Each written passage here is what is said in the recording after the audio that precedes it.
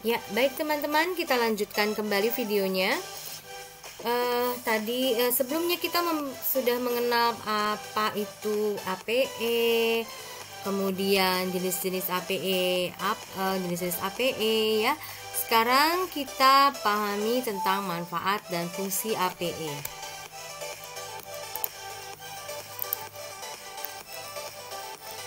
Oke, baik. Fungsi APE ya. Fungsi APE yang pertama adalah meningkatkan kreativitas dan perkembangan anak ya. Pastinya ya, dengan menggunakan alat permainan tadi edukatif, itu akan membuat anak-anak mengeksplor kreativitasnya dan dapat mengembangkan kompetensi anak-anak ya. Oke, kemudian melatih kemampuan motorik, karena di sana banyak kegiatan motorik halus dan motorik kasar dalam penggunaan APE itu ya. Kemudian melatih fokus atau konsentrasi ya, dengan APE yang dia mainkan, dia explore, dia akan lebih konsentrasi ya. Dia akan lebih fokus pada alat mainnya. Walaupun ada rentang kejenuhan ya, rentang fokus anak masing-masing kelompok usia berbeda-beda, tapi paling tidak dia sudah melatih dirinya untuk berkonsentrasi saat memainkan APE. Kemudian menumbuhkan rasa percaya diri dan bentuk citra diri anak yang positif. Pada saat dia sudah berhasil membuat sesuatu dengan APE itu, contohnya anak bermain Lego ya, dia setelah berhasil membuat suatu produk ya, mungkin dia membuat istana dari Lego itu, dia pasti akan menjadi senang ya, happy ya. Kemudian dia akan menunjukkan, ini loh buatanku gitu. Jadi itu ada rasa percaya dirinya, aku bisa membuat istana. Itu salah satu cara bagaimana meningkatkan rasa percaya diri anak ya. Kemudian ada membentuk citra diri anak yang positif jadinya. Nah, kemudian mengenalkan manfaat yang lain, mengenalkan konsep logika sederhana. Jadi pada saat dia memainkan itu, dia akan menggunakan daya pikirnya untuk membuat sesuatu ya. Makanya sebaiknya pada saat penggunaan APE tidak banyak dibantu oleh guru atau orang tua ya. Biarkan anak mengeksplor dan dia mengeksplor dan mencari tahu ya. Mungkin dia akan menemukan masalah dan dia akan menemukan juga solusinya. Itu yang dapat meningkatkan konsep logika sederhana dia. Pada saat dia melakukan kesalahan, dia pasti akan mengulanginya lagi sampai dia mendapatkan sesuatu ya, bisa membangun sesuatu juga. Memberikan kesempatan anak bersosialisasi, berkomunikasi dengan teman sebaya. Ya, ini ya, kalau menggunakan APE-nya itu bersamaan dengan teman-teman ya. Jadi mereka biasanya saling ngobrol gitu. Aku buat ini, aku mau begini. Kamu jangan begitu caranya ya. Itu proses sosialisasi anak saat bermain ya, dan menggunakan APE itu memungkinkan komunikasi itu terjadi. Kemudian menciptakan situasi bermain atau belajar yang menyenangkan bagi anak dalam proses perangsangan indikator kemampuan anak. Ya, ini pastinya ya, kalau menggunakan APE itu pasti akan menyenangkan buat anak-anak dibanding kita tidak menggunakan apapun ya. Mungkin hanya menggunakan buku dan pensil, itu lama-lama membuat anak menjadi jenuh ya. Oke, kemudian mengenal konsep sebab akibat. Nah, ini dia nih penting sekali untuk problem solving. Pada saat anak menemukan masalah, dia akan berpikir, kenapa saya salah? Kemudian dia akan ulang lagi untuk sampai benar. Contohnya pada saat bermain balok, anak-anak di awal-awal kan senang menyusun balok sampai ke atas ya, walaupun itu tahap awalnya ya. Dia akan menyusun balok ke atas. Pada saat dia membuat dengan menggunakan pondasi yang dengan benda yang atau balok yang lebih kecil atau lebih rentan untuk jatuh, ya, tumbang baloknya, dia akan menemukan solusinya. Jadi akan melihat, oh karena saya menggunakan fondasi yang tidak tepat. Jadi harusnya kalau supaya kuat bangunan, apalagi bangunan tinggi, fondasinya harus kuat, harus lebih besar. Nah ini muncullah dia dapat mengenal sebab akibat, seperti itu. Kemudian memberikan stimulus dalam membentukkan perilaku dan pengembangan kemampuan dasar. Pastinya ya, di sana pada saat kita memberikan APE itu ada hal-hal yang muncul secara perilaku. Kita memberikan pembiasan dan praktik baik, bagaimana caranya memperlakukan teman sebayanya, kemudian bagaimana membuat sesuatu dengan sabar, ya, kemudian juga tidak tergesa-gesa, belajar berbagi. Di sini akan memberikan stimulus ini, ya.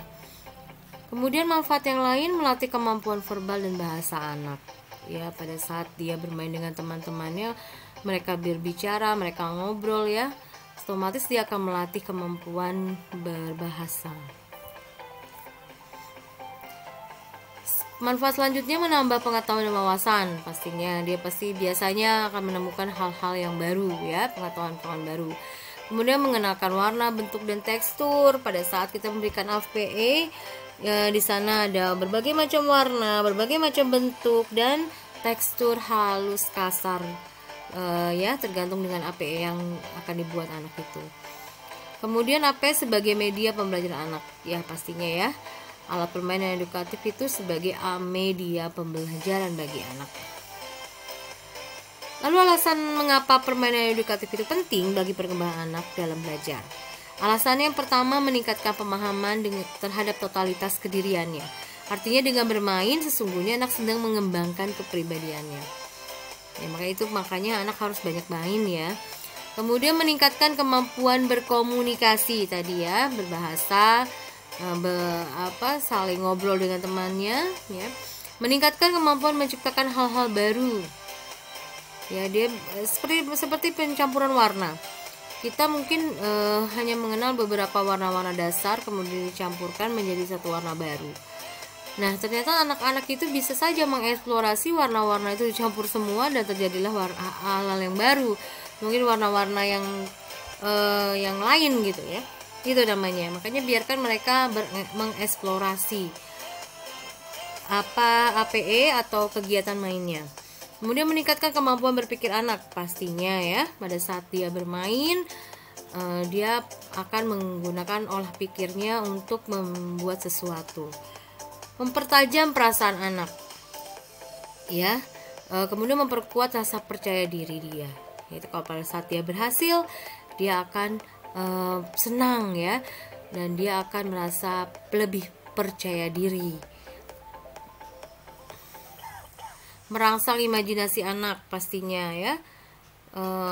Kemudian melatih kemampuan berbahasa, melatih motorik halus dan kasar. Kan APE membuat mereka jadi melakukan koordinasi mata dan tangan, kemudian menggunakan otot-otot halus dan otot-otot kecil dan otot besar juga, ya. Membentuk moralitas terkait dengan karakter, ya.